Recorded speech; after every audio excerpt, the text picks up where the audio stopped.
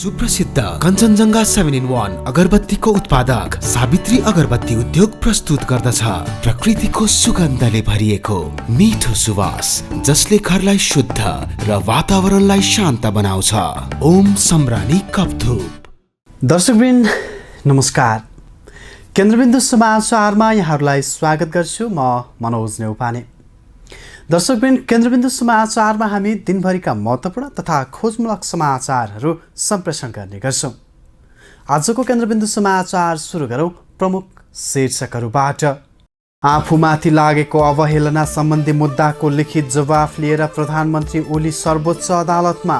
न्यायपालिकाको स्वतन्त्रता र गरिमाका पक्षमा आफू दृढताका साथ उभिएको उल्लेख। भारतसँग खरिद गर्न लागि कोभिड विरुद्धको 20 लाख डोज खोप 2 साताभित्र नेपाल आइपुग्ने। चिनिया कम्पनीद्वारा उत्पादित खोप भेरोसेललाई पनि नेपालमा आकस्मिक प्रयोगको अनुमति। एक सातामा नेपाल स्टक एक्सचेन्ज परिसूचक 110 अङ्कले वृद्धि। बैङ्किङ लगानीकर्ताको आकर्षण बढ्दा बिहिबार पनि परिसूचक 25.23 अङ्कले वृद्धि। पेट्रोलियम पदार्थको मूल्य वृद्धिको विरोधमा विद्यार्थी युनियन आन्दोलित। 48 घण्टाभित्र मूल्य वृद्धि फिर्ता नलिए कडा आन्दोलनमा उत्रने चेतावनी। र फुटबलको सर्वोच्च निकाय फिफाको वरियतामा नेपाल यथावत। अखिल नेपाल फुटबल सङ्घद्वारा सी डिभिजन लिग फुटबलको खेल तालिका सार्वजनिक। जस्तै परिस्थितिमा पनि होन्डा छ सधैँ तपाईँसँगै। त्यसैले अब होन्डा हुनेछ तपाईँसँग मात्र 1 रुपियाँको डाउन पेमेन्ट वा 1 रुपियाँको इएमआई वा 1% इन्ट्रेस्ट रेटमा। थप जानकारीका लागि यी नम्बरमा कल गर्नुहोस् वा माथि दिएको लिङ्क क्लिक गर्नुहोस्। होन्डा छ सधैँ तपाईसँगै। International School of Tourism and Hotel Management। अब पूरा समाचार। विश्व फुटबलको सर्वोच्च निकाय फिफाको वरियतामा नेपाल यथावत रहेको छ। नयाँ वरियता अनुसार दक्षिण एसियाली राष्ट्रहरूमा नेपाल अघि भारत र मालदिप्स रहेका छन्। यस्तै बेल्जियम पनि शीर्ष स्थानमा यथावत नै रहेको फिफाले जनाएको छ। यता अखिल नेपाल फुटबल सङ्घ एन्फाले बिहिबार शहीद स्मारक सी डिभिजन लिग फुटबल चैत 1 गतेबाट सञ्चालन गर्ने गरी खेल तालिका सार्वजनिक गरेको छ। हेरौँ यिनै विषयमा रहेर तयार पारिएको यो रिपोर्ट। विश्व फुटबलको सर्वोच्च निकाय फिफाको वरियतामा नेपाल यथावत रहेको छ। फिफाले बिहिबार सार्वजनिक गरेको नयाँ वरियतामा नेपाल 171औं स्थानमा यथावत रहेको हो। गत महिना पनि नेपाल 171औं स्थानमै रहेको थियो। कोरोना भाइरसको महामारीपछि नेपालले गत नोभेम्बरमा बङ्गलादेशसँग 2 मैत्रीपूर्ण खेल खेलेको थियो, जसमा नेपालले 1 खेलमा हार बेहोर्दा 1 खेलमा बराबरी नतिजा निकालेको थियो। त्यस यता नेपालले अन्तर्राष्ट्रिय खेल खेलेको छैन। नेपाल दक्षिण एसियाली राष्ट्रको तेस्रो स्थानमा रहेको छ। नेपालभन्दा अघि भारत र मालदिप्स रहेका छन्। भारत 104औं स्थानमा रहेको छ भने मालदिप्स 155औं स्थानमा रहेको छ। नेपालभन्दा तल भुटान, बङ्गलादेश, श्रीलङ्का र पाकिस्तान रहेका छन्, जसमा भुटान 189औं, बङ्गलादेश 186औं, श्रीलङ्का 206औं र पाकिस्तान 200औं स्थानमा रहेका छन्। नयाँ वरियताको शीर्ष स्थानमा बेल्जियम यथावत रहेको छ। त्यस्तै फ्रान्स दोस्रो, तेस्रोमा ब्राजिल, चौथोमा इङ्ल्यान्ड र 5औंमा पोर्चुगल रहेका छन्। यस्तै स्पेन 6औं, अर्जेन्टिना 7औं, उरुग्वे 8औं, मेक्सिको 9औं र इटाली 10औं स्थानमा रहेका छन्। यता अखिल नेपाल फुटबल सङ्घ एन्फाले बिहिबार शहीद स्मारक सी डिभिजन लिग फुटबलको खेल तालिका सार्वजनिक गरेको छ। सी डिभिजन लिग चैत 1 गतेबाट 24 गतेसम्म सञ्चालन हुनेछ। एन्फा कम्प्लेक्स 7 दोबाटोमा आयोजना हुने लिगमा 14 टिमले प्रतिस्पर्धा गर्ने भएका छन्। सहभागी टोलीलाई 2 समूहमा विभाजन गरिएको छ। समूहको शीर्ष 3 टोली सुपर 6 चरणमा पुग्नेछन् भने सुपर 6 मा 1 क्लबले 3 खेल खेल्नेछन्। सुपर 6 को शीर्ष 3 टोली बी डिभिजनमा बढुवा हुनेछ। यस्तै समूहको पुछारमा रहेको 2 टिमले प्लेअफ खेल खेल्नेछन्। पराजित हुने टिम रेलिगेसनमा पर्नेछ। लिगको पहिलो दिन 2 खेल अर्थात् खालीबारी युथ क्लब र झापा एफसी बीच प्रतिस्पर्धा हुनेछ। दोस्रो खेलमा ओसिस क्लब र चर्च बोइज युनाइटेड बीच खेल हुने तालिका रहेको छ। पेट्रोलियम पदार्थको मूल्य वृद्धि फिर्ता गर्नुपर्ने माग गर्दै नेपाल कम्युनिस्ट पार्टी नेकपा पुष्पकमल दाहाल प्रचण्ड माधव कुमार नेपाल समूह निकट अखिल नेपाल स्वतन्त्र विद्यार्थी युनियन आन्दोलित भएको छ। कोरोना कहर र लकडाउनका कारण मारमा परेका जनतालाई सहुलियत दिनुको सट्टा पेट्रोलियम पदार्थको मूल्य वृद्धि गरिएको भन्दै तत्काल मूल्य वृद्धि फिर्ता लिन पनि विद्यार्थी युनियनले आग्रह गरेको छ। हेरौँ एक रिपोर्ट।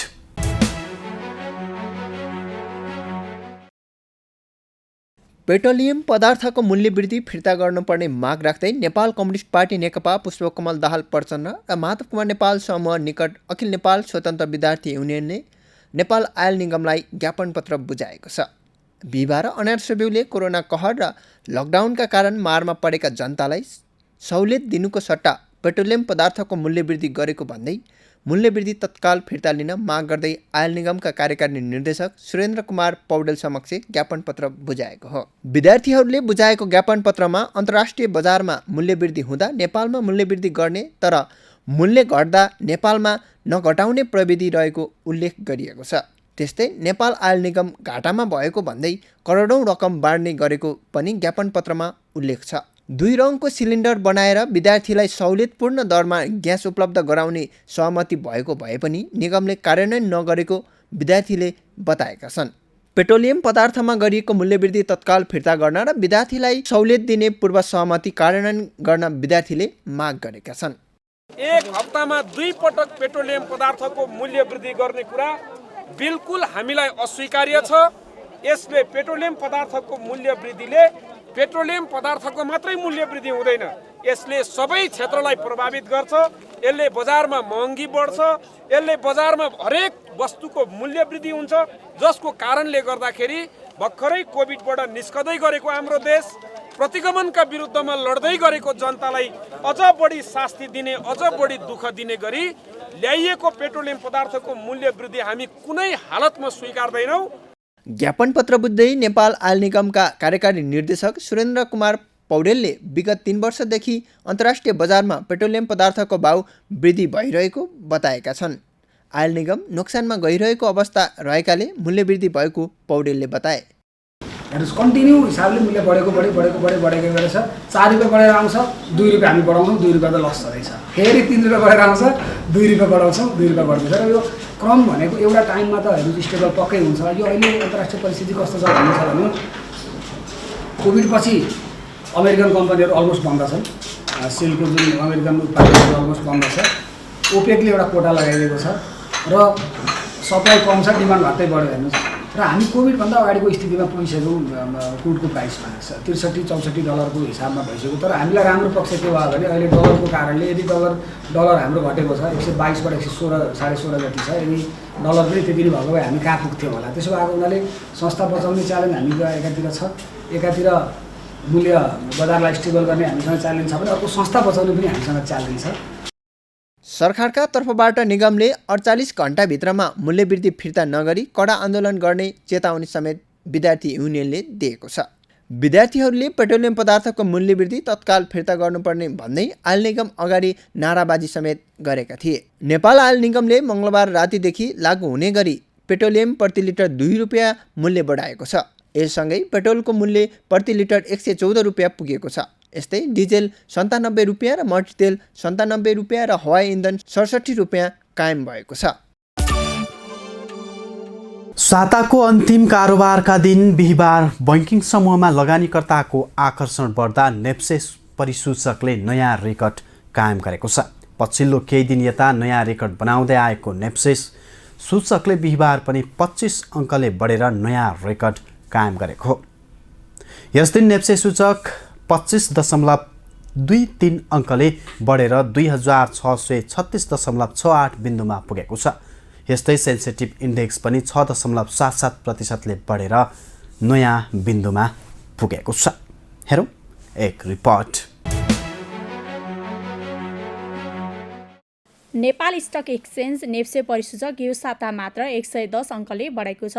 साताको पहिलो दिन आइतबार 2526.92 अङ्कबाट कारोबार सुरु भएको परिसूचक अन्तिम दिन बिहिबार 2600 अर्थात् 36.68 अङ्कमा कायम भएको छ। बिहिबार मात्र परिसूचक 25.23 अङ्कले बढेको छ। बैंकिङ समूहमा लगानीकर्ता आकर्षित हुँदा नेप्से बिहिबार 25.23 अङ्कले बढ्दा 2600 वटा कम्पनीको 1,96,00,000 46,000 किता सेयरको 90,200 पटक खरिद बिक्री भएको छ भने 8 अर्ब 76 करोड 21,56,000 रुपैयाँ बराबरको कारोबार भएको छ। सोमपा निर्जीवन लघुवित्त र जीवन बिमा समूहको उपसूचक क्रमशः 5.3, 28 र 109.73 अङ्कले घटेको छ भने बाँकी सबै समूहको उपसूचक बढेको छ। सबैभन्दा धेरै व्यापार समूहको उपसूचक 72.92 अङ्कले बढेको छ। बैङ्किङ समूह 23.37, होटल समूह 4.69, विकास बैङ्क समूह 62.14, जलविद्युत समूह 18.6, वित्त समूह 5.35, उत्पादन समूह 20.16 र अन्य समूह 53.82 अङ्कले बढेको छ। बिहिबार कारोबार रकमको आधारमा सबैभन्दा धेरै एनआइसी एसिया बैङ्कको 56 करोड रुपैयाँ बराबरको कारोबार भएको छ भने सेयर खरिद बिक्रीका आधारमा सबैभन्दा धेरै सिभिल बैङ्क लिमिटेडको 11,87,420 किता सेयर किनबेच भएको छ। नेपाल हाइड्रो डेभलपर्स लिमिटेडका लगानीकर्ताले सबैभन्दा धेरै प्रति किता 10% दरले कमाएका छन् भने सबैभन्दा धेरै गुमाउनेमा हिमालयन ऊर्जा विकास कम्पनीका लगानीकर्ताले प्रति किता 3.70% दरले गुमाएका छन्। यही साताबाट कारोबार सुरु भएको नेपाल इन्फ्रास्ट्रक्चर बैङ्कको सेयर मूल्य बिहिबारसम्ममा प्रति किता 546 रुपैयाँ कायम भएको छ भने कम्पनीको बजार पुँजीकरण 1 अर्ब रुपैयाँ नागेको छ। सरकारले भारतसँग खरिद गर्न लागेको कोभिड विरुद्धको खोप 2 साताभित्र नेपाल आइपुग्ने स्वास्थ्य तथा जनसङ्ख्या मन्त्री हृदय त्रिपाठीले बताएका छन्। उक्त खोप नेपाल आएपछि 23 गतेबाट 60 वर्ष माथिकालाई खोप दिएर दोस्रो चरणको खोप अभियान सुरु हुने पनि मन्त्री त्रिपाठीले जानकारी दिएका छन्। यता नेपालले चिनिया कम्पनीले उत्पादन गरेको कोभिड विरुद्धको खोपलाई पनि आकस्मिक प्रयोगको अनुमति दिएको छ। हेरौँ यसै विषयमा तयार एक रिपोर्ट। स्वास्थ्य तथा जनसङ्ख्या मन्त्री हृदय त्रिपाठीले भारतसँग खरिद गर्न लागि कोभिड विरुद्धको खोप 2 साताभित्र नेपाल आइपुग्ने बताएका छन्। स्वास्थ्य मन्त्रालयमा आयोजित पत्रकार सम्मेलनमा मन्त्री त्रिपाठीले खोप खरिदका लागि आवश्यक प्रक्रिया अगाडि बढाइसकेकाले 2 साताभित्र खोप नेपाल आइपुग्ने जानकारी दिएका हुन्। उनले खोप खरिदका लागि भारतको सेरम इन्स्टिच्युटलाई अग्रिम रकम बुझाइसकेको पनि जानकारी दिएका छन्। स्वास्थ्य मन्त्रालयले सेरमले उत्पादन गरेको कोभिल्स खोप 20 लाख डोज खरिद गर्न लागेको हो। खोप नेपाल आएपछि 23 गतेबाट दोस्रो चरणको खोप अभियान सुरु हुने पनि मन्त्री त्रिपाठीले जानकारी दिएका छन्। दोस्रो चरणमा 60 वर्ष माथिकालाई खोप दिइनेछ। स्वास्थ्य सचिव लक्ष्मण अरियालले पहिलो चरणमा सञ्चालित खोप अभियानमा गण्डकी र लुम्बिनी प्रदेशमा उत्साहप्रदक सहभागिता रहेको पनि जानकारी दिए। यसैबीच नेपालले चिनिया कम्पनीले उत्पादन गरेको कोभिड विरुद्धको खोपलाई पनि आकस्मिक प्रयोगको अनुमति दिएको छ। औषधि व्यवस्था विभागले सिनोफार्म अन्तर्गतको Beijing institute of biological product company लिमिटेडले उत्पादन गरेको खोप SARS-CoV-2 भ्याक्सिन मेरोसेल्फलाई आकस्मिक प्रयोगका लागि अनुमति दिएको हो। यसअघि विभागले अस्पोर्ट एस्ट्राजेनिका र सेरम इन्स्टिच्युट अफ इन्डियाले उत्पादन गरेको कोभिल्स खोपलाई आकस्मिक प्रयोगको अनुमति दिएको थियो। चिनिया कम्पनीको खोपलाई औषधि सल्लाहकार समितिले सिफारिसको आधारमा विभागले बुधबार सशर्त आकस्मिक प्रयोगका लागि अनुमति दिएको हो। चीनले नेपालमा 5 लाख डोज खोप निशुल्क उपलब्ध गराउने निर्णय गरेको छ। विभागको यो निर्णयसँगै खोप नेपाल आउने बाटो खुलेको हो। दर्शकबिन अब आजको टप 1 न्युजको पालो। प्रधानमन्त्री केपी शर्मा ओली बिहिबार आफूमाथि लागेको अवहेलना सम्बन्धी मुद्दाको लिखित जवाफ लिएर सर्वोच्च अदालतमा पेश भएका छन्। उनी यसरी स्वयं न्यायालयमा पेश हुनुले देशमा कानुनी शासन छ र प्रधानमन्त्रीले कानुनलाई सम्मान गर्छन् भन्ने सन्देश गएको अधिवक्ताहरूले बताएका छन्। यता प्रधानमन्त्री ओलीले आफू स्वतन्त्र न्यायपालिकाको पक्षमा निरन्तर उभिँदै 14 वर्ष जेल बसेको व्यक्ति भएकाले अदालतको अवहेलना कहिल्यै नगरेको र सत्यसँग नलड्ने र शक्तिसँग नझुक्ने सिद्धान्तमा आफू अडिग रहेको समेत बताएका छन्। हेरौँ पूरा रिपोर्ट। प्रधानमन्त्री केपी शर्मा ओलीले आफूमाथि लागेको अवहेलना सम्बन्धी मुद्दाको लिखित जवाफ लिएर सर्वोच्च अदालतमा पेश भएका छन्। प्रधानमन्त्री ओलीले बिहिबार सर्वोच्च अदालतमा उपस्थित भई अवहेलना मुद्दाको लिखित जवाफ पेश गरेका हुन्। प्रधानमन्त्री ओलीले पुस 5 गते गरेको प्रतिनिधि सभा विघटन विरुद्ध सर्वोच्च अदालतमा सुनुवाई चलिरहेका बेलामा संवैधानिक इजलासमा भइरहेको बहसलाई तमासाको संज्ञा दिएका थिए। प्रतिनिधि सभा विघटन विरुद्धको रिट निवेदकको पक्षमा बहस गरेका 94 वर्षीय वरिष्ठ अधिवक्ता कृष्णप्रसाद भण्डारीलाई लक्षित गर्दै प्रधानमन्त्री ओलीले एकजना बाजे वकिललाई पनि लिएर गएछन् तमासा देखाउन भन्ने अभिव्यक्ति दिएका थिए। सोही विषयलाई लिएर प्रधानमन्त्री ओली विरुद्ध वरिष्ठ अधिवक्ता कुमार शर्मा आचार्य र अधिवक्ता कञ्चन कृष्ण न्यौपानेले छुट्टा छुट्टै रिट निवेदन दर्ता गराएको अवहेलना मुद्दामा माघ 15 गते प्रारम्भिक सुनुवाई गर्दै न्यायाधीश मनोज कुमार शर्माको एकल इजलासले प्रधानमन्त्री ओलीलाई लिखित जवाफ पेश गर्न आदेश दिएको थियो। सोही आदेशमाथि लिखित जवाफ पेश गर्दै प्रधानमन्त्री केपी शर्मा ओलीले सर्वोच्च अदालतमा स्वयं उपस्थित भएर अदालतको अवहेलना विरुद्धको मुद्दा सम्बन्धमा लिखित जवाफ दिँदै न्यायपालिकाको स्वतन्त्रता र गरिमाका पक्षमा आफू दृढताका साथ उभिएको बताएका छन्। सम्मानित अदालतको स्वतन्त्रता तथा न्यायिक निष्पक्षता तथा विधिको शासन कायम राख्नुपर्छ भन्ने पक्षमा पहल गरेको थिएँ। म पदमा हुँदा वा नहुँदा न्यायपालिकाको स्वतन्त्रता र गरिमाको पक्षमा दृढताका साथ उभिरहेको छु र उभिरहनेछु, प्रधानमन्त्रीको जवाफमा उल्लेख गरिएको छ। जवाफमा न्यायपालिकाको स्वतन्त्रता विधिको शासनको पक्षमा दशकौं लडी संवैधानिक विधि र कानुनी प्रक्रियाबाटै मुलुकको प्रधानमन्त्रीमा निर्वाचित भई कार्य गरिरहेको राजनीतिक व्यक्तिबाट अदालतको अवहेलना हुने कार्य भएको भनी दायर निवेदन नै अनुचित तथा पूर्वाग्रहपूर्ण भएको पनि उल्लेख गरिएको छ। यता अधिवक्ता कञ्चन कृष्ण न्यौपानेले प्रधानमन्त्रीले अवहेलना मुद्दाको जवाफ दिन अदालत आउनुले हाम्रो देशमा कानुनी शासन छ र प्रधानमन्त्रीले कानुनलाई सम्मान गरेको छ भन्ने देखिएको बताएका छन्। हाम्रो सम्माननीय प्रधानमन्त्री चाहिँ आज जुन अवहेलना मुद्दामा जवाफ दिन कोर्टमा आउनुभयो, यसले गर्दा चाहिँ के भने हाम्रो देशमा एउटा कानुनी शासन छ र उहाँले चाहिँ कानुनलाई एउटा सम्मान गर्नुभएको छ भन्ने पनि देखिया छ। अधिवक्ता न्यौपानेले प्रधानमन्त्री ओली अदालतमा लिखित जवाफसहित स्वयं उपस्थित हुनुले अदालतको सम्मान हुनुका साथै प्रधानमन्त्री पदको पनि सम्मान भएको बताए। प्रधानमन्त्री ओलीले कानुनी शासन र संविधानप्रति दृढ छु भन्ने सन्देश दिएको पनि अधिवक्ता न्यौपानेको भनाइ छ। हस्त दर्शकवृन्द, आजका लागि केन्द्रबिन्दु समाचार सकिएको छ। भोलि पुनः यसै समयमा हामी उपस्थित हुने नै छौँ। तबसम्मका लागि बिदा दिनुहोस्। केन्द्रबिन्दु न्युज हेर्दै गर्नुहोला। नमस्कार। कलङ्कीमा अवस्थित नेपालकै पहिलो ठुलो र अत्याधुनिक होलसेल बजार एनबिटिसी सञ्चालनमा कम्प्लेक्समा सम्पूर्ण फेन्सी तथा कस्मेटिक सामानहरू होलसेल मूल्यमा उपलब्ध छन्।